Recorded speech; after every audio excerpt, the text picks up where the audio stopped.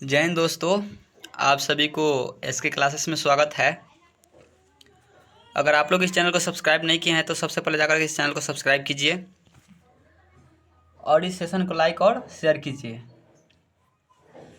तो चलिए हम लोग आज देखेंगे बिहार एसएससी इंटर स्तरीय परीक्षा का हॉल प्रश्न पत्र, जो कि ये हुआ है आपका 8/12/2018 को फर्स्ट शिफ्ट में हुआ है। वही क्वेश्चन देखेंगे हम लोग। तो चलिए बिना कोई लेट किए हुए हम लोग क्वेश्चन स्टार्ट करते हैं। आप लोग ये देख लेंगे तो आप लोग को अनुमान लग जाएगा कि हाँ क्वेश्चन कैसे पूछ रहा है, हमको कैसे तैयारी करना चाहिए कि हम लोग फर्स्ट अटैम्प्ट में ही बिहार एसएससी का एग्ज़ाम निकाल लें। तो चलिए पहला क्वेश्चन है, फर्स्ट क्वेश्चन देखेंगे हम लोग। तो फर्स्ट क्वेश्चन है कि इन ए फ्री टेस्ट के लेखक कौन है। इन ए फ्री टेस्ट के लेखक कौन है? तो ये आपका हो जाएगा BS न्यायपाल। आपका राइट आंसर हो जाएगा ऑप्शन बी, BS न्यायपाल हो जाएगा। यानी कि इन ए फ्री टेस्ट के इन ए फ्री टेस्ट के लेखक जो है वो BS न्यायपाल हो जाएगा। अगला क्वेश्चन देखेंगे तो अगला क्वेश्चन है सेकंड नंबर क्वेश्चन। अगला क्वेश्चन है 2 नंबर क्वेश्चन देखेंगे हम लोग। दूसरा क्वेश्चन है कि भारत के किस गवर्नर जनरल ने व्यापकत का सिद्धांत की नीति को प्रस्तुत किया था। क्वेश्चन बोल रहा है कि भारत के किस गवर्नर जनरल ने व्यापकत का सिद्धांत की नीति का प्रस्तुत किया था।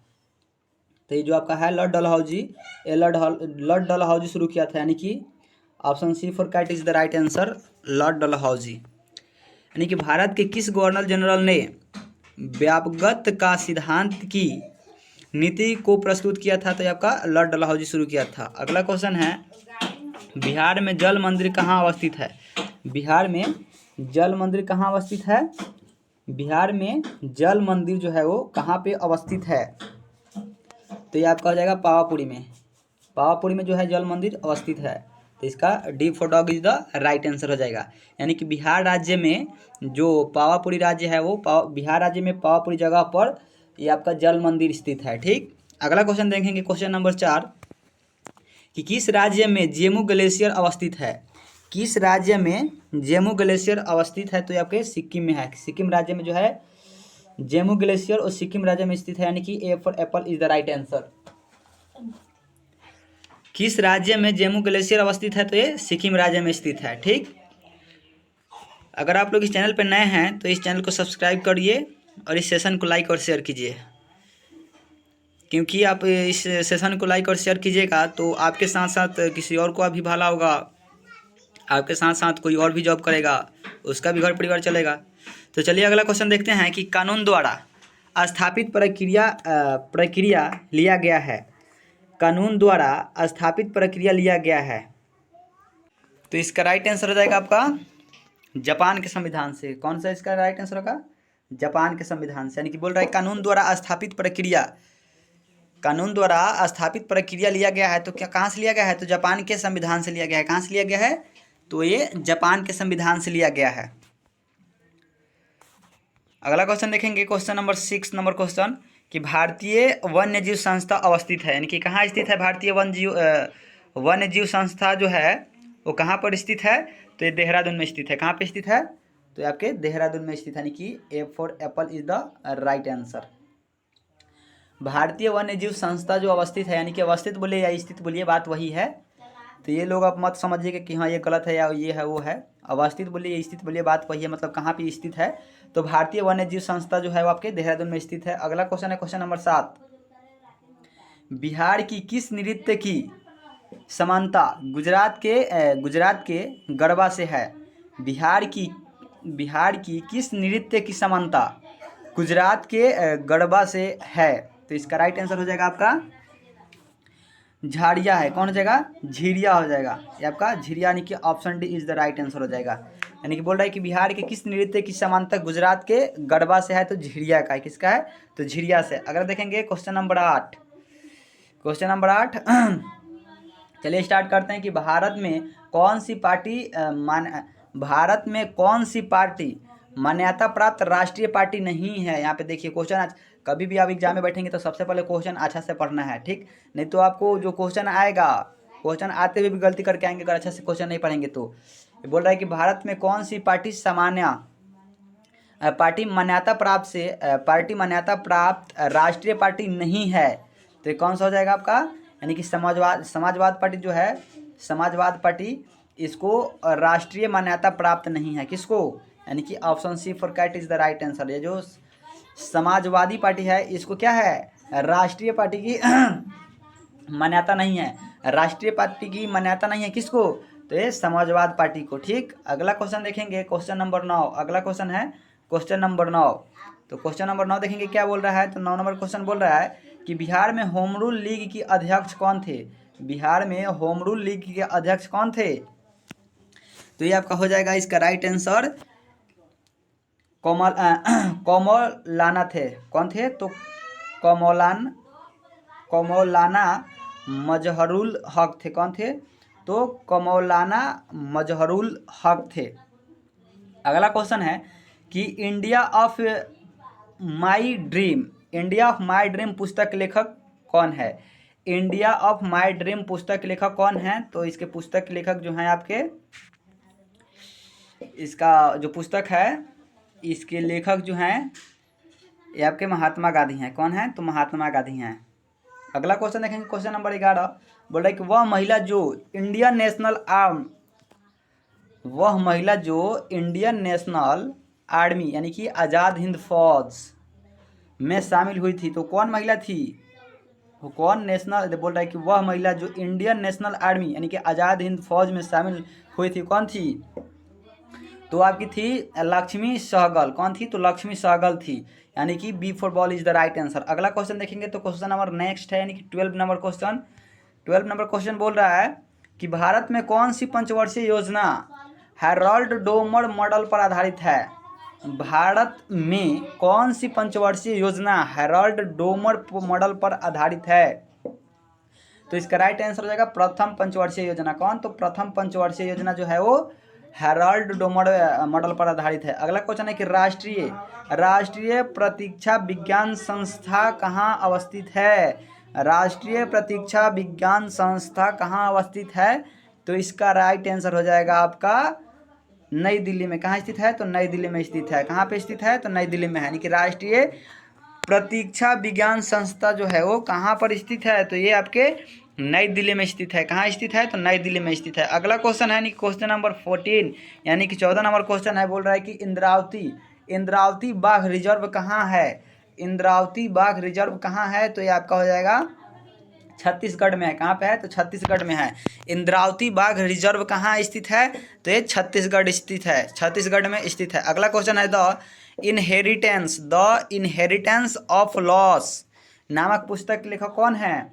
तो ये द इनहेरिटेंस ऑफ लॉस नामक पुस्तक के जो लेखक है वो आपके है किरण देसाई। कौन है, तो किरण देसाई है। कौन है, तो किरण देसाई है। अगला क्वेश्चन देखेंगे कि राष्ट्रीय हरित न्यायाधिकरण की स्थापना कब हुई थी। तो ये जो है राष्ट्रीय हरित न्यायाधिकरण की स्थापना जो हुई है वो कब हुई है, तो ये आपका इसका राइट आंसर हो जाएगा 2010 में हुआ था। कब हुआ था, तो 2010 में हुआ था। कब हुआ था, तो 2010 में हुआ था। यानी कि राष्ट्रीय हरित न्यायाधिकरण की स्थापना जो हुआ था वो 2010 में हुआ था। अगला क्वेश्चन है कि भारत में कोयले का सबसे बड़ा उत्पादक राज्य कौन सा है। भारत में कोयले का सबसे बड़ा उत्पादक राज्य कौन सा है। उड़ीसा, झारखंड, छत्तीसगढ़, मध्य प्रदेश। कौन सा हो जाएगा इसका राइट आंसर, तो इसका राइट आंसर हो जाएगा आपका झारखंड। जो झारखंड है इसमें सबसे ज़्यादा कोयला उत्पाद होता है। सबसे ज़्यादा कोयला उत्पाद कहाँ होता है, तो झारखंड में होता है। कहाँ होता है, तो झारखंड में होता है। झारखंड का स्थापना कब हुआ था, तो झारखंड का स्थापना हुआ था 15 नवंबर को। कब हुआ था, 15 नवंबर बताइए 15 नवंबर कितने को, 15 नवंबर 2000 ईस्वी में झारखंड बिहार से अलग हुआ था, 15 नवंबर 2000 ईस्वी में। अगला क्वेश्चन देखेंगे तो अगला क्वेश्चन है कि बुद्ध के जन्म का प्रतीक क्या है। बुद्ध के जन्म का प्रतीक क्या है, बुद्ध के जन्म का प्रतीक क्या है। कमल और सांड, घोड़ा, व्हील और बोधि वृक्ष। तो ये आपका हो जाएगा इसका राइट आंसर कमल और सांड है। और ये बोधि वृक्ष क्या है, तो इनकी जो ज्ञान, जहाँ पे ज्ञान की प्राप्ति हुआ था वो वहाँ का जो प्रतीक पूछेगा तो बोधि वृक्ष हो जाएगा। और उनका घोड़ा था ये, ठीक। तो इसका राइट आंसर हो जाएगा आपका कमल और सांड, कलम और सांड इसका राइट आंसर हो जाएगा। अगला क्वेश्चन है कि अपने पद से इस्तीफा देने वाले प्रथम भारतीय प्रधानमंत्री थे, यानी कि अपने पद से इस्तीफा देने वाले प्रथम भारतीय प्रधानमंत्री कौन थे? तो इसका राइट आंसर हो जाएगा आपका मोरारजी देसाई। जो मोरारजी देसाई थे अपने पद से इस्तीफा दिए थे। अपने पद से इस्तीफा देने वाले प्रथम भारतीय प्रधानमंत्री कौन थे? तो मोरारजी देसाई थे। कौन थे? मोरारजी देसाई जो थे ये अपने पद से प्रधानमंत्री का मतलब पद का के थे, इस्तीफा दिए थे अपने पद से। अगला क्वेश्चन है क्वेश्चन नंबर नेक्स्ट। अगला क्वेश्चन बोल रहा है कि 73वां संविधान संशोधन विधेयक 73वां संविधान संशोधन विधेयक 1992 कब लागू किया गया? 73वां जो संविधान संशोधन है 1992 कब लागू किया गया? तो चलिए इसका ऑप्शन देखते हैं। तो कब लागू किया गया था? पहला ऑप्शन है 1 जून 1994 को, दूसरा है 24 अप्रैल 1994 में, तीसरा है 2 अक्टूबर 1993 में, और चौथा है 24 अप्रैल 1993 में। तो इसका राइट आंसर हो जाएगा आपका 24 अप्रैल 1993। इसका राइट आंसर हो जाएगा 24 अप्रैल 1993। इसका राइट आंसर हो जाएगा D for dog is the right answer. अगला क्वेश्चन देखेंगे। तो अगला क्वेश्चन है आपका कौन चंपारण सत्याग्रह से संबंधित नहीं है? कौन चंपारण सत्याग्रह से संबंधित नहीं है? ऑप्शन पहले का है जेबी कृपलानी, ऑप्शन बी है राजेंद्र प्रसाद, ये तो थे। ब्रज किशोर प्रसाद ये भी थे, जवाहरलाल नेहरू। तो ये इसका राइट आंसर हो जाएगा आपका ये नहीं थे। कौन? यानी कि जवाहरलाल नेहरू जो थे ये नहीं थे। बाकी ये जेबी कृपलानी थी, राजेंद्र प्रसाद थे और ये ब्रज किशोर थे। तो इसका राइट आंसर हो जाएगा C for cat is the right answer. यानी कि जो पंडित जवाहरलाल नेहरू थे ये चंपारण सत्याग्रह से संबंधित नहीं है। पंडित जवाहरलाल नेहरू चंपारण सत्याग्रह से संबंधित नहीं है। अगला क्वेश्चन देखेंगे। तो अगला क्वेश्चन है कि दस्त ए लूट मरुस्थल कहाँ स्थित है? दस्त ए लूट मरुस्थल कहाँ स्थित है? तो आपका ऑप्शन है ईरान, इराक, अफगानिस्तान और सीरिया। तो इसका राइट आंसर हो जाएगा आपका ईरान। इसका राइट आंसर हो जाएगा ईरान।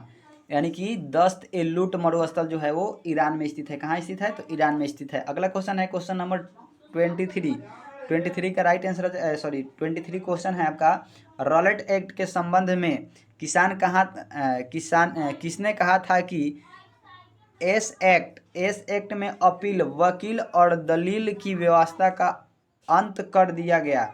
यानी कि बोल रहा है कि रॉलेट एक्ट के संबंध में किसने कहा था कि इस एक्ट में अपील, वकील और दलील की व्यवस्था का अंत कर दिया गया। तो इसका राइट आंसर हो जाएगा आपका मोतीलाल नेहरू। कौन बोला था? तो मोतीलाल नेहरू बोला था। यानी कि B for ball is the right answer. अगला क्वेश्चन है क्वेश्चन नंबर 24। बोल रहा है कि सिकंदर लोदी ने बिहार का अभियान किस वर्ष किया था? ये जो सिकंदर लोदी था वो बिहार का अभियान किस वर्ष किया था? तो ये आपने किया था 504 ईस्वी में। कब किया था? 504 ईस्वी में सिकंदर लोदी ने बिहार का अभियान किया था। कब? तो 1504 ईस्वी में किया था। सिकंदर लोदी जो था वो 1504 ईस्वी में बिहार का अभियान किया था। सिकंदर लोदी 1504 ईस्वी में बिहार का अभियान किया था। अगला क्वेश्चन है कि 1857 की क्रांति में पटना में विद्रोह का नेतृत्व किसने किया था? तो ये आपके कौन किए थे? पटना में जो विद्रोह हुआ था उसका नेतृत्व कौन किए थे? तो आपका किए थे ये आपके कुंवर सिंह और पीर अली किए थे। जो पटना से आपका किए थे ये लोग, ये दोनों किए थे। यानी कि ऑप्शन डी हो जाएगा। यानी कि ए और सी दोनों हो जाएगा। ये जो 1857 की क्रांति में 1857 में पटना में विद्रोह का नेतृत्व किसने किया था? तो ये किए थे आपके कुंवर सिंह और पीर अली। यानी कि ऑप्शन डी हो जाएगा, ए और सी दोनों। अगला क्वेश्चन है क्वेश्चन नंबर अगला है यानी कि 26। ये बोल रहा है कि वेनेजुएला के घास के मैदान को क्या कहते हैं? वेनेजुएला के घास के मैदान को क्या कहते हैं? पंपास कहते हैं, वेल्ड कहते हैं, शवाना कहते हैं कि लानोस कहते हैं? तो इसका राइट आंसर हो जाएगा आपका कौन? तो इसका राइट आंसर हो जाएगा आपका लानोस कहते हैं। क्या कहते हैं? लानोस कहते हैं। क्या कहते हैं? तो लानोस कहते हैं। एक मिनट, इसके पहले वाला क्वेश्चन में गड़बड़ हो गया क्या? ये इसका राइट आंसर आपका हो जाएगा पीर अली हो जाएगा। सॉरी, ये कुंवर सिंह नहीं थे, ये आपका पीर अली। केवल ये ऑप्शन सी हो जाएगा। कौन? तो पीर अली। ये पीर अली किए थे। यानी कि 1857 की क्रांति में पटना में विद्रोह का नेतृत्व किसने किया था? तो ये पीर अली ने किए थे। कौन किए थे? तो पीर अली ने किए थे। सॉरी, इसका राइट आंसर हो जाएगा आपका सी, यानी कि पीर अली किए थे। चलिए अगला क्वेश्चन देखते हैं। अगला क्वेश्चन है कि Akhil Bharatiya trade union federation की स्थापना कब हुआ था? तो कब हुआ था? इसका राइट आंसर हो जाएगा आपका 1929 में। 1929 में हुआ था। कब हुआ था? तो 1929 में हुआ था। अगला क्वेश्चन है कि रजमनामा किसकी फारसी अनुवाद है? रजमनामा किसकी फारसी अनुवाद है? तो इसका राइट आंसर हो जाएगा आपका महाभारत का। किसका? तो महाभारत का, यानी कि option C is the right answer. अगला क्वेश्चन है कि भारत के नियंत्रक सह महालेखा परीक्षा का कार्यक्रम होता है तो कितने वर्षों के लिए होता है? ये आपका होता है 6 वर्षों के लिए। कितने वर्षों के लिए होता है? 6 वर्षों के लिए होता है, यानी कि option C 4 that is the right answer. अगला क्वेश्चन है कि धूपगढ़ किस पर्वत क्षेत्र की सर्वोच्च चोटी है? तो ये आपका धूपगढ़ किस पर्वत क्षेत्र की सर्वोच्च चोटी है? तो ये आपका हो जाएगा, इसका राइट आंसर हो जाएगा आपका सतपुड़ा का। किसका हो जाएगा? सतपुड़ा का हो जाएगा। अगला क्वेश्चन है कि कोबारो स्टील लिमिटेड किसकी मदद से स्थापित हुआ? Bokaro steel limited Bokaro steel limited किसकी मदद से स्थापित हुआ था? तो ये हुआ था आपके सोवियत संघ की मदद से हुआ था। किसके मदद से हुआ था? सोवियत संघ की मदद से हुआ था, यानी कि B for ball is the right answer. अगला क्वेश्चन है कि दादा भाई नौरोजी ने ब्रिटिश सरकार के द्वारा भारत में धन के निष्कासन की नीति की व्यवस्था निम्नलिखित में से किस पुस्तक में की थी? दादा भाई नौरोजी जो थे वो ब्रिटिश सरकार के द्वारा भारत में धन के निष्कासी की नीति की व्यवस्था निम्नलिखित में से किस पुस्तक में की थी? तो चलिए इसका राइट आंसर देखते हैं। तो इसका राइट आंसर है आपका हो जाएगा poverty and un British rule in India. किसमें? तो पॉवर्टी किसमें? तो poverty and British rule in India, यानी कि B for ball is the right answer. अगला क्वेश्चन है, क्वेश्चन नंबर नेक्स्ट देखेंगे कि अस्पृश्यता के अंत संबंधित उपबंध भारतीय संविधान के किस अनुच्छेद में किया गया है? तो ये अनुच्छेद 17 में किया गया है। ये अनुच्छेद 17 में किया गया है। आप लोगों को पढ़ाए हैं पॉलिटिकल साइंस, उसमें अच्छा से बता दिए हैं इसको। अगर आप लोग नहीं देखे हैं तो इसके पहले इसको देख लेने के बाद फिर उसको देख लीजिएगा। पॉलिटिकल साइंस उसमें थ्योरी के साथ करा रहे हैं, उसको पूरा करा दिए हैं। तो चलिए आगे देखते हैं आपका, यानी कि अस्पृश्यता के अंत यानी कि छुआछूत जो है, छुआछूत उसका अंत जो है वो अनुच्छेद 17 में किया गया है। ठीक, अगला क्वेश्चन है शहनामा की रचनाकार, यानी कि शहनामा की रचना किसने की थी? तो शहनामा की रचना जो की है वो कौन किया है? तो फिरदौसी ने किया है। कौन किया है? तो फिरदौसी ने किया है। फिरदौसी जो है वो शहनामा की रचना किया है। ठीक, अगला क्वेश्चन है कि नील आंदोलन कहाँ चलाया गया था? तो जो नील आंदोलन है वो कहाँ चलाया गया था? तो नील आंदोलन जो है वो बंगाल में चलाया गया था। कहाँ चला गया था? तो बंगाल में चला गया था। कहाँ चला गया था? तो बंगाल में चला गया था नील आंदोलन। अगला क्वेश्चन है उत्तर कोरिया तथा दक्षिण कोरिया के बीच सीमा को क्या कहते हैं? उत्तर कोरिया के तथा दक्षिण कोरिया के बीच जो सीमा है उसको क्या कहते हैं? तो उत्तर कोरिया और दक्षिण कोरिया के बीच की सीमा को हम लोग बोलते हैं 38वीं समानांतर रेखा। कौन बोलते हैं? 38वीं समानांतर रेखा बोलते हैं। अगला क्वेश्चन है किस वर्ष में सुभाष चंद्र बोस ने भारतीय राष्ट्रीय सेना का नेतृत्व किया था? तो ये कब किए थे? तो ये आपके किए थे 1943 में, यानी कि जो ये सुभाष चंद्र बोस है ये 1943 ईस्वी में भारतीय राष्ट्रीय सेना का नेतृत्व किए थे। कब? तो भारतीय राष्ट्रीय सेना का नेतृत्व कब किए थे? तो 1943 ईस्वी में, 1943 ईस्वी में किए थे। ठीक, तो आज हम लोग इतना ही देखेंगे। अगर आप लोग इस चैनल को सब्सक्राइब नहीं किए हैं तो सबसे पहले सब्सक्राइब कीजिए, फिर सेशन को लाइक और शेयर कीजिए। Thank you very much. और इस चैनल से आप लोग भरपूर फ़ायदा उठाइए और जल्दी से जल्दी आप लोग जॉब लीजिए। Thank you very much.